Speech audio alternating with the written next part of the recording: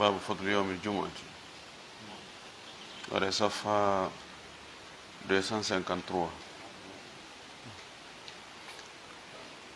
بسم الله الرحمن الرحيم. الحمد لله رب العالمين، وصلى الله وسلم وبارك على نبيه الأمين وعلى آله وصحبه ومن تبعهم بإحسان واستنى بسنتهم وسلك طريقهم إلى يوم الدين.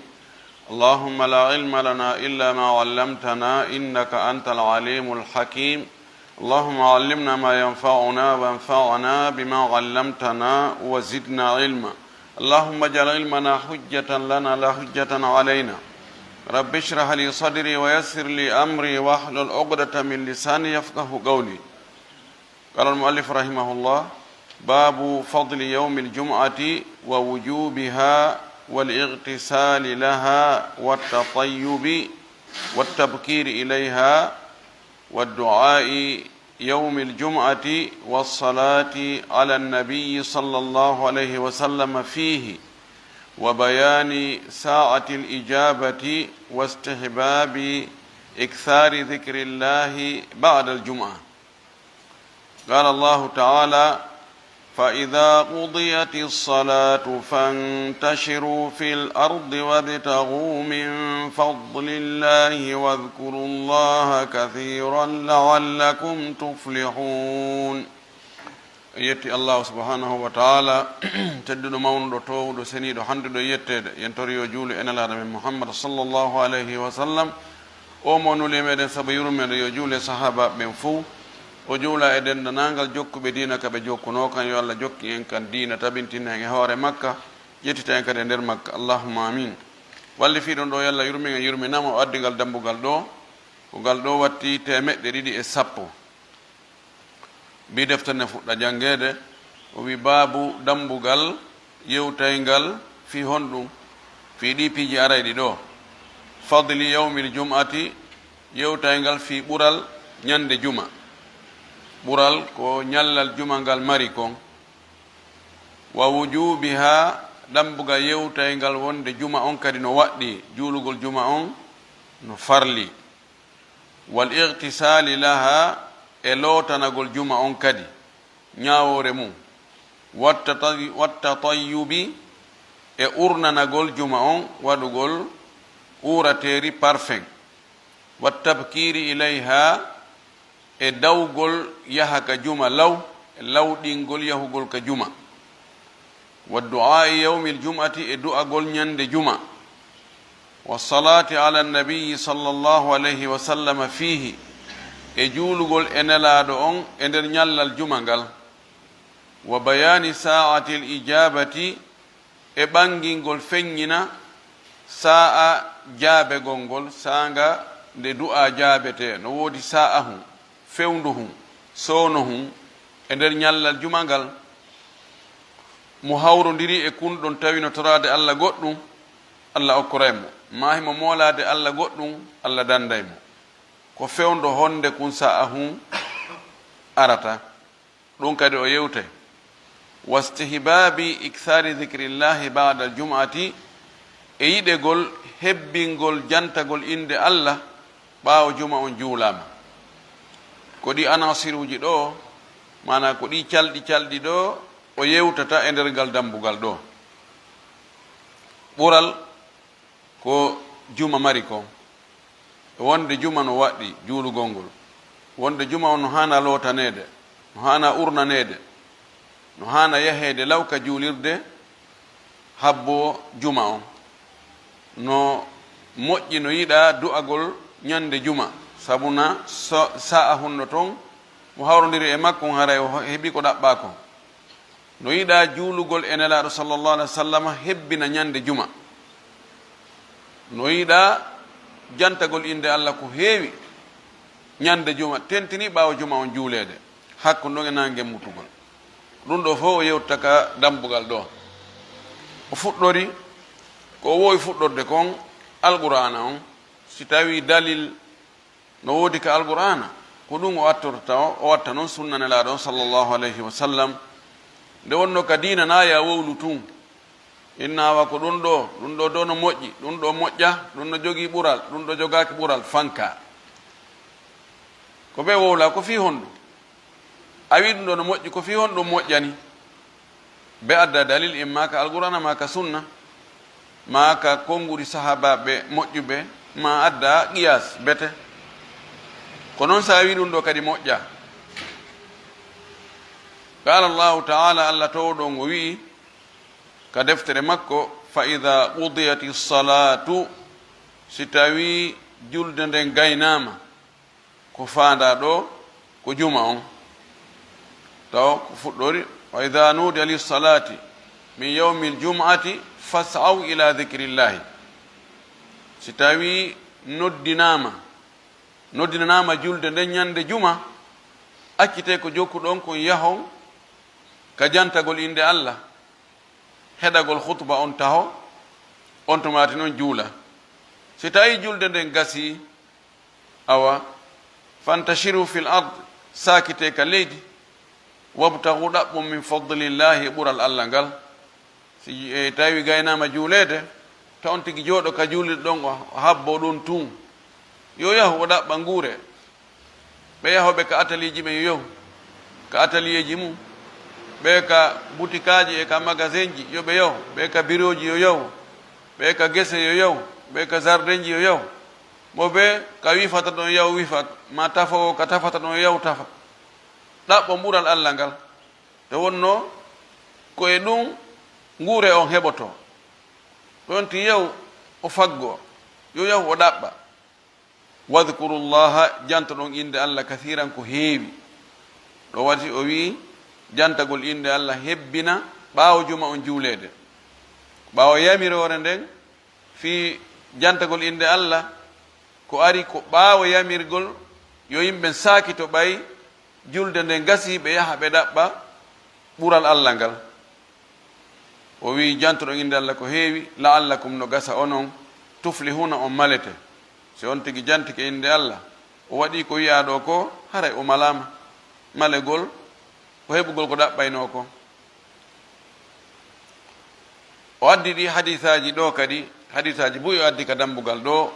fuɗɗore o hadisu ɗo ko oɗo watti wulure e temedere e capanɗe nayyi e jeeɗiɗi bi deftere fuɗɗa jangede o an abi hurairata radiallahu anhu ittama e abou hurayra yo allah weltano sahaba ɓen fof wattiɗa maɓɓene kadi weltano en gala o wi gala rasulullahi sallllahu alayhi wa sallam nulaɗo allah on maaki hayru yawmin ko ɓuri moƴƴude e ñallal wo ñallal ko ɓuri ngal moƴƴude tala'at alayhi shamsu tawata naange ngen yalti e ngal ñallal ɗo naange ƴellitike kala ñallal ngal naange ngen ƴelliti e muɗum fuɗi muti ko ɓuri moƴƴude yawmul jumati ko ñande juma kala ñallal ɗe gandi si wona ñallal ngal naange ngen fuɗayge muta haray woni ñallal ka fajiri feeri haray ñalorma on naati ka naange muti haray ngal ñallal ɗon lanni ñallal janngowal ngal fuɗɗike ko ɓuri moƴƴude e ñallal ngal tawata naangen fuɗi e mum muti ko ñande juma o addi yoga e sabu on o wi sabuna fiihi ko e ngal ñallal ñande juma huliga adama taga no jeeya ko watta sa'aji ɗin ɗi heɓa teddungal ko teddi waɗa e fewndo on sa'a ɗon si ko teddi kon waɗi e fewndo on sa'a ɗon sa'a on heɓa e teddungal e nokkuji ɗin kadi no jeeya ko watta ha nokkuji ɗin heɓa teddungal koko teddi waɗata nden nokkure ɗon o wi koye ngal ñallal ɗo adama taga wa fihi udkhila aljannata ko e ngal ñallal ɗon kadi ñande juma annabi adama naadaka aljanna wa fihi ukhrija minha ko e ngal ñallal ɗon kadi annabi adama yaltinaka aljanna ton ɓaawo o wottini woɗaji ɗin ko allah haɗanomo kon o jarbi tawi allah ko noon muyiri be o yalta ton o ara ka adna ga o ara ka galle golle ka aljanna ton ko galle fowtere golle ala ko ñaama yara waalo ɗano dakumito tu hunde a memata e fus a fittata a lawƴata a remata a yeyata a hunde ko watta golle ala so wona ñamugol tun yara dakumito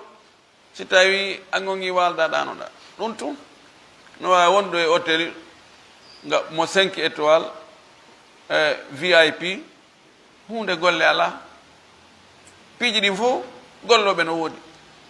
kono aduna ɗo ko galle golle ko be on tigi o yango ko hongal o yangorta ko ɗum noon jiiɓa kono kala wonɗo ka hoore leydi ɗo o yangorta ko sikketeɓe no ɓuri fowtade ɓen fayda ko ɓen ɓuri yangade ko imma yangora ɓandu ma ndu ma yangora ɓernde ma nden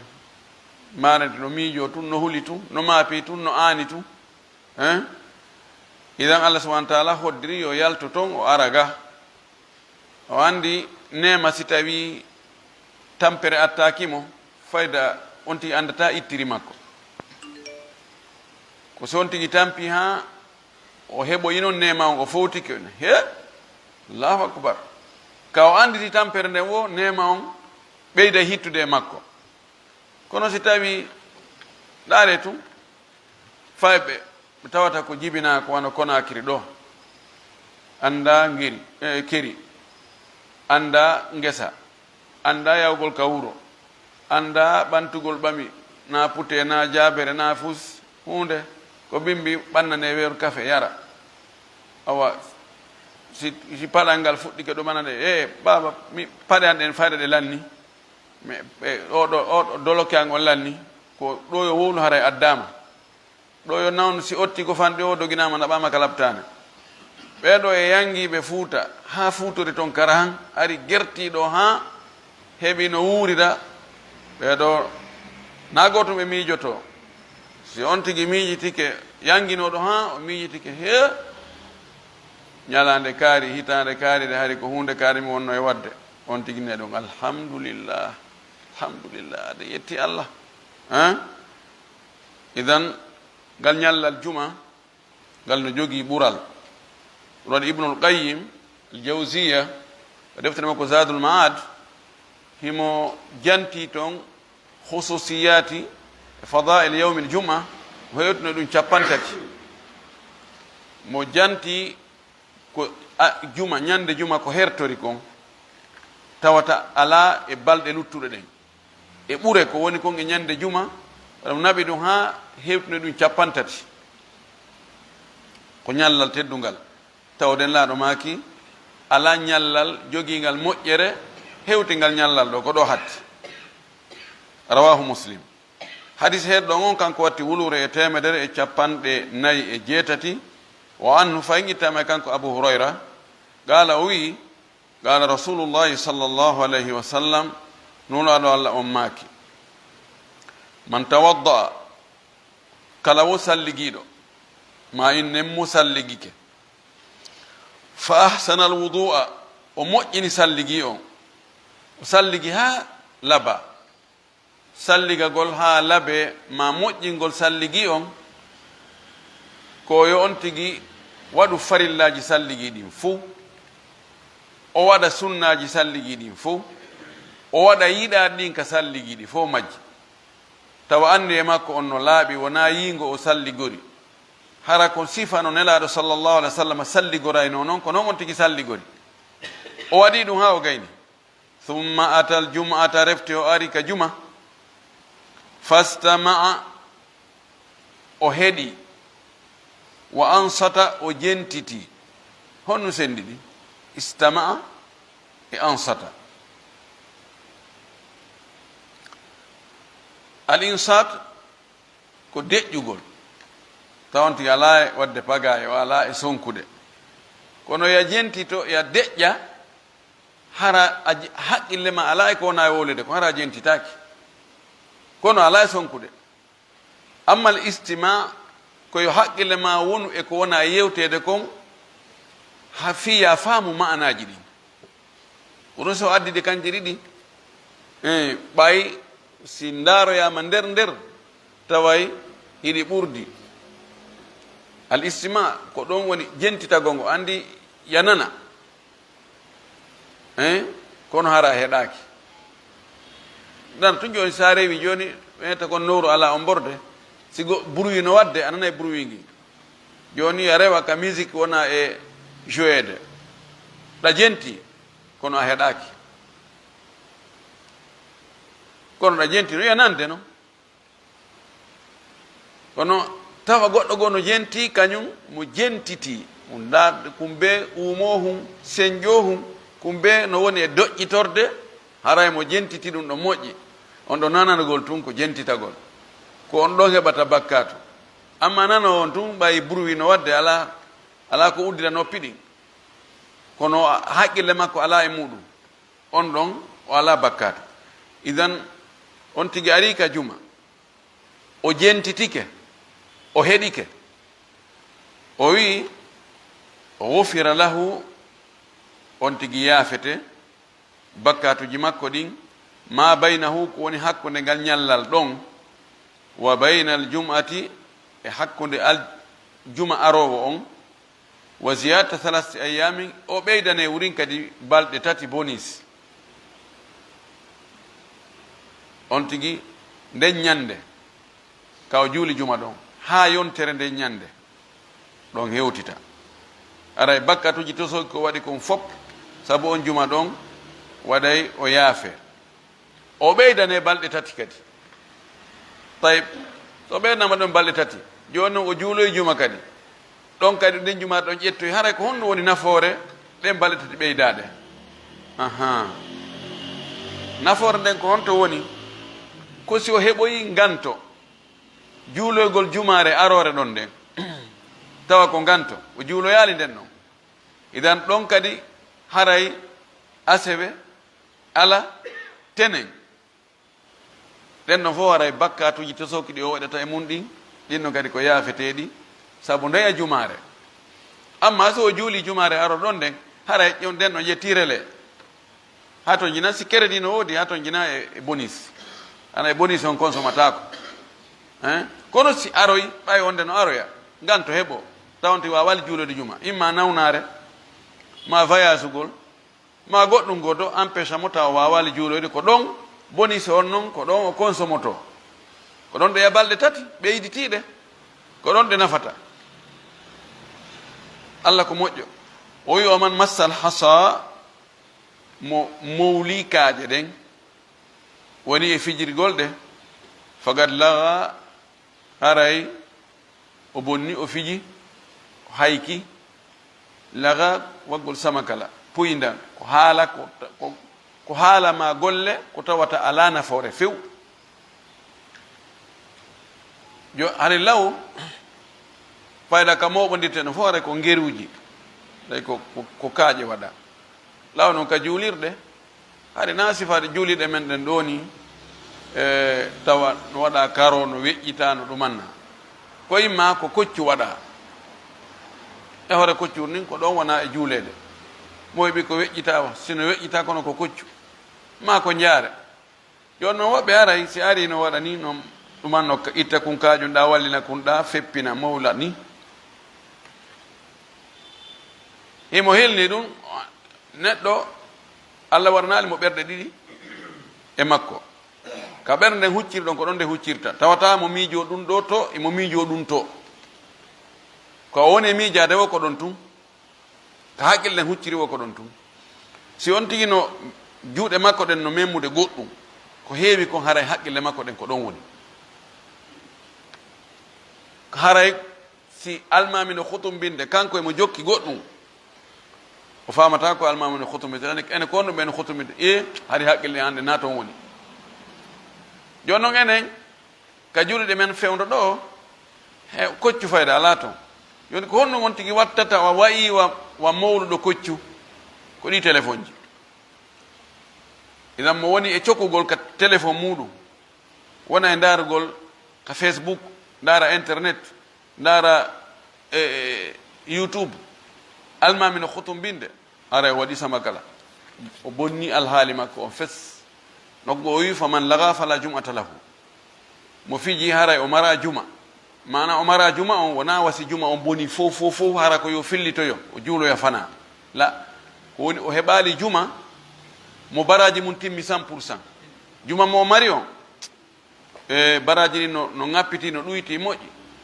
no yuppitori ka ɓe no duppitira seeɗa sabu ko fiji ɗo ko dan fijirgol piihum ko téléphone ba ko dolokke makko on ba ko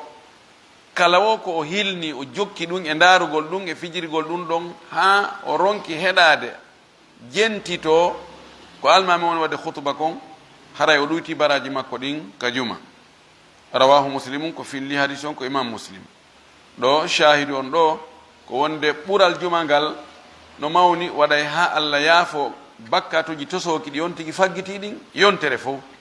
Si on tigi juulo yaali jumare goo ɗum aray balɗe sappo fof haray Allah no yaafimo sabu on juma ɗon. Hadis heɗɗo on kanko watti wulure e 149 fayi ko kanko Abu Hurayra filli o yitti en laɗo sallah sallama nelaɗo maaki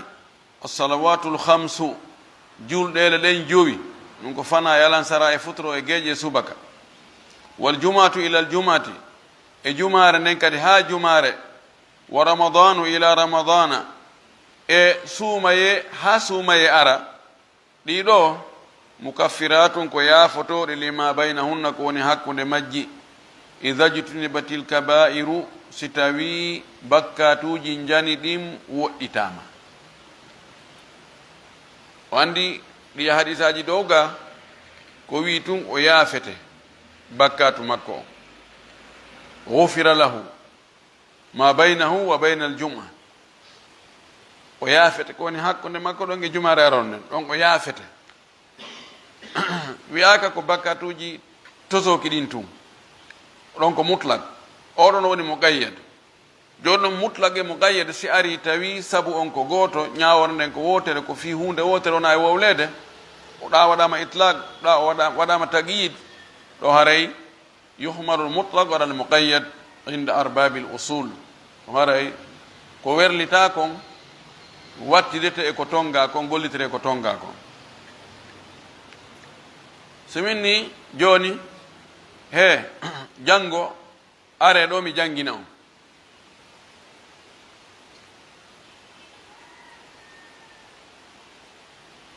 wonoyi hane ɓoy min he arowo fiyo mi janginmo jango yo addor deftere ɗa ko mutlako mini to are mi jangino ko mutlako mi naani addor deftere ma mo addora deftere on ko mutlako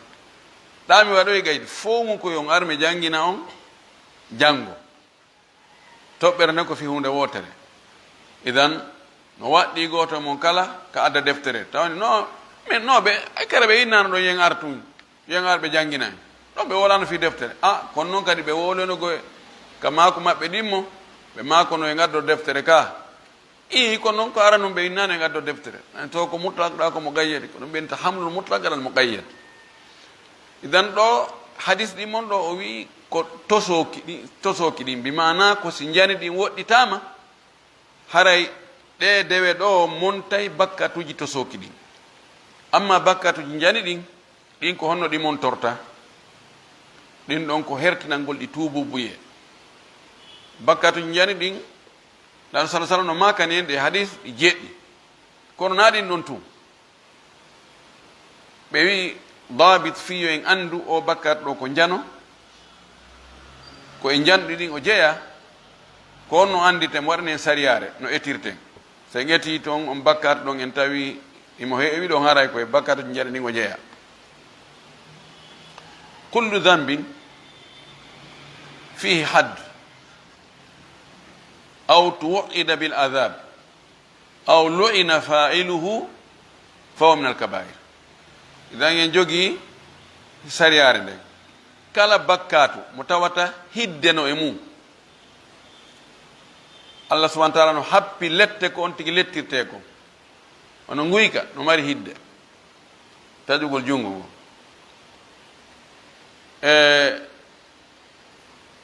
tukkugol goɗɗo tukkidamo inna kaari ko waɗo zina no mari hidde foccegol lori 80 zina no mari hidde mo ƴetta e mo ƴettaka loyru temedere ko ƴettuɗo ƴettaɗo warego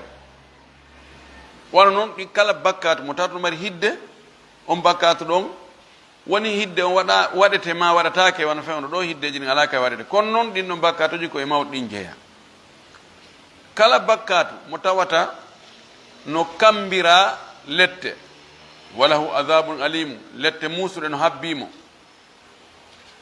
wano fenade wano baddi wano ñamugo riba wano ko nantemi taba wono beere kadi no mari hidde wiya ko lewru 90 ma ɗum kala bakkatu mo tawata kuddino e mum allah huuɗi waɗɗo hunde kaari wano la'ana allahu alwasilata walmustawsila allah huuɗi debbo tokkuɗo sukundu mum e tokkanaɗo sifa ɗum ko tawata kuddino e muɗum allah huuɗi waɗo hunde kaari haray on bakkatu ɗon kadi koye bakkatu jani ɗin jeeya idan si piiji tati gotuge piiji tati no e bakkatu on haray koye bakkatu jani ɗin jeeya si hiddeno e makko koko jani o jeeya si kuddino e makko koko jani o jeeya si kambiranegol letteno e makko haray koko jani o jeeya idan ɗin ɗon si on tigi rentike ɗin ɗon bakkatu to koye no ɗuuɗi lintatako ndarugol ko harmi awa wowlugol piiji goɗɗi go harmuɗi no ɗuuɗi ha ɗin ɗon allah subahana taala o yafureɗi sabu ɗe dewe ɗo o wi julɗele ɗen joyi ani son tigi juuli fana ɗon e alan sara fana o monta e bakkatuji to sokki watte ɗon e alan sara so juuli alan sara hakkude ɗon e futuro alan sara on kadi montay ɗum ɗo so juuli futuro ɗon e geeƴe futuro o montay bakkatu sokki hakko ɗon e geeƴe so juuli geeƴe ɗon e subaka ko noon hakkude subaka on kadi e fana on ko wano noon ko ɗin ɗon montali kon o wi e juma on ha e juma on kadi ɗum kadi montay to sooki waɗaɗi hakkude ɗon ɗin si tawi ɗum ɗon kadi montaki suumaye so on tigi hoori suumaye on ɗon e suumaye arowo on to sooki laawiɗi ɗaɗe fof ɗon ɗin ɗon kan on ɗon montoyay ɗin ɗon few madama on tigi no woɗɗitade bakkatuji jani ɗin fillere ko imam muslim hadis heɗɗon on kanko watti wulure e 150 fayin ko kanko Abu Hurayra filli hadis on no watti e makko ɗon Abdullah ibn Umar ko ɓeɗiɗo filli hadis on no ara wonde hadisaji goo hara sahabaɓe ɗiɗo no filli ma tato annahuma wonde kamɓe ɗiɗo Abu Hurayra e Abdullah ibn Umar sami'a ɓe nani rasulallahi nelaɗo allah on sallllahu alayhi wa sallam yaqul mo maka ala awadi minbarihi ka hoore leɗɗe ma e hoore pecce gangunal makko ngal tallaɗo no ka hoore gangunal makko ngal ko waɗano ko pecce ko madriyeji ko paykum bahilluhum lesanno nelaɗo ma moƴƴina noon laɗo sallllahu alayhi wa alihi wa sallam gangunal ngal hari ko e hoore jullere tamaro o ƴawayno o waɗa khutba on no waɗo khutba si yimɓe ɗum no hatto yini o wona dow hara yimɓe no renimo no yewtowo si tawi yewteɓe no renimo koɓe famata ɗon kono no ɓuuri si tawi ko hito gon tumɓe woni nande waɗi si ɓe renimo wonde action ji wonde ɓe wonde yewtere nden ko action ji ko yewtowo on watta kon waɗugol ni juɗɗen eɓɓa ni waɗa ni shabbaka bayna asabi ko ni jogodiri si tawi a reeni no woni eɓɓirde noon ko ɗon ɓurta famude joni noon sonnajo goo no marno jiyaɗo ko bahillojo o wimo ene ala so tawi no o pay ko anno ñeeñi ha so moƴƴinanima ɗo joni ka ƴawa ka toowi haray kon lanmaki bisimilla o moƴƴini gangunal ngal o waɗi ngal escalier ji tati ɓe wi ɗo min nani nelaɗo no maaka himo ka hoore gangunal no jeeya e ko hollata wonde yewtowo on no manditi moƴƴi yewtere nden o sifagol yewtowo on ko e hondugo wonno ma ko honno o wonno e gerdude ni sahabaɓe hiɓe nunɗi wonde ɓe sifoto ɓeyna o maaki seeɗa tun o moosi ma o jali ma hari mo soɓɓidi tun o tooli moƴƴi noon an ɗo o sifi o inni min nani no wawno ɗum ene joni min nani laaɗo sallah sallam no maaka kono ɓe précisi hay nokkure ka wonno ɗon tawi himo ka hoore gangunal ka leɗɗe gangunal makko himo ɗon o maaki la yantahiyanna aqwamun wallahi o laamuɗo ko laamuɗo qasam nunon ko nunu tawkid tentiniti piiji ɗiɗi wallahi ma accu dey ma haɗito dey haɗitoto dey aqwamun yimɓe an waɗi himul juma'ati ga e accugol ɓe tertagol ɓe jumaji hara ɓe yata waɗa o tertagol ni hakkitande mum ala yata o wi ayi o dey ha wo tawa ɗum ɗo dey on dey woni o liyantahiyanna wallahi a waɗay ɗum ɗo dey wallahi a waɗay ɗum ɗo ɗon ko tentingol a waɗay ɗum ɗo dey ɗon kadi ko tentingol ka be ko feere ɗa a tentinir wondore ɗa a tentinir konngol ngol dey sa heɓɓiniri ɗi noon ɗiɗi woni tentingol ɗiɗi wallahi a waɗay ɗum ɗo dey o andi ɗo haray sama kala woɗɗike ɗum haysi ko enen ɗum woliri ni haray wolna ɗon o andi ɗo sobe on sortama tentirino ko laaɗo sallallah alih w sallam o maaki ha accay dey yimɓe goo ɓe tertagol yaagol juma si ɓe accari ɗum aw si wona ɗum la yahtimanna allahu wallahi allah udday o ombay o kaashitay ala qulubihim e ɓerɗe maɓɓe ɗen thumma la yakununna wallahi ɓaawo ɗum ɓe wonoyay refti ɓe wonoyay min alghafilina koye welsidiɓɓen ɓe jeeya ɓe tawata hakkitande mum ala hunde ko tuma mayde majƴinoyi ɓe o wi ɗaru nelaɗo sallllahu alih w sallam ko ñeñuɗo himo anduno ko homɓe woni ɓen mo andi ɓe tetere kono o tenkitata o mumay kono haray yimɓe ɓen haray famama fandaɓe ɓen faami yimɓe ɓen kadi faami ko homɓe o faandi kono tenkutugo inne kaari kaari wallahi ɓe acca e waɗgol hunde kaari sina ɗum na ko ɓe sikki kon haray woni wirtere kono o wiyata ma baalugawmi ko honɗum waɗi yimɓe goo kañum ko ni e ni ɓe wayi yimɓe goo meɗen immina ɓe yo ɓe yaw ɓe addana men zakkaji ɗin ɓe yaha ɓe adda ɓeyna ɗum ɗo ko zakkaji ɗin ko nelnoɗo men kon ɗum ɗo men neldano men okkorano ɗum ɗo ɓe fandino men toon a fandama o si a imminama ya yahu oyno awa ko hayno ɓe jooɗo ka cuuɗi ɓe ndara si tawi ɓen fandotoɓe ɓe adda ɓe fandoɓe ka cuuɗi maɓɓe joni yewtaɗo on andi kono tenkitaka inna kaarijo idan ko ɗo o wi yimɓe goo wallahi ɓe accay tertagol yahugol juma sina ɗum allah udda e ɓerɗe maɓɓe ɗen ɓerden uddi si allah uddi ɓernde nden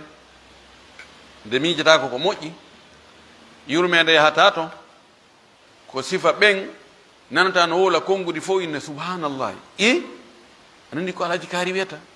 ni ko ustade wiyata min hari mi nana ɗum no woli ha hande taw rin kan ko haccitande makko ala e ɗum o ɓernde nde wona welsidiɗe en torki allah subahanahu wa taala o rawahu muslim ko fillimo ko muslim imam muslim en torki allah subahana taala ta allah waɗu en e ɓen tertoɓe jumaje ni tum welsido hara hakkitande mum ala ma e dina kam fof ko tawata ko yamirako tawa kañum yimɓe nden waɗa ɗum no sikka yimɓe fija woni allah waɗu en jogitiɓe dina kan jogitiɓe sunna on allah waɗa en yimɓe moƴƴuɓe waɗa en ɓe bakkatuji mum ɗin fof yaafete to so kiwo e jani fof nde en maya hara en yadali e hay hunde en rondaki dongal bakkarji ndene ya wa akhiru dawana an alhamdulillah rabbil alamin wa sallallahu wa sallam wa baraka ala nabiyihi l amin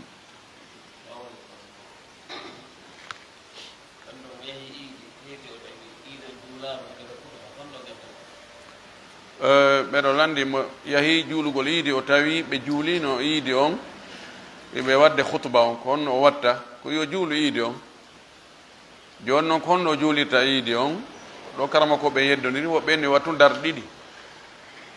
woɓɓe inni aslan wona yo juulu ko yo heɗo khutba on o hoota kono ko selli kon ko yo juulir iidi on no iidi juulirte noon haysi ko kanko tun o habbira kabbirali jeɗɗi wonde habbirago harnirgo gon ka darde aranere o janga fatiha o janga simore o feññina o waɗa ruku e sujude e jadi o immo o habbira kabbirali e jeego wondude e immorgo ngon o janga fatiha e simore o feññina o waɗa ruku e sujude e jadi o tawi o salmina kono noon ɓuri sellude nam subhanakallah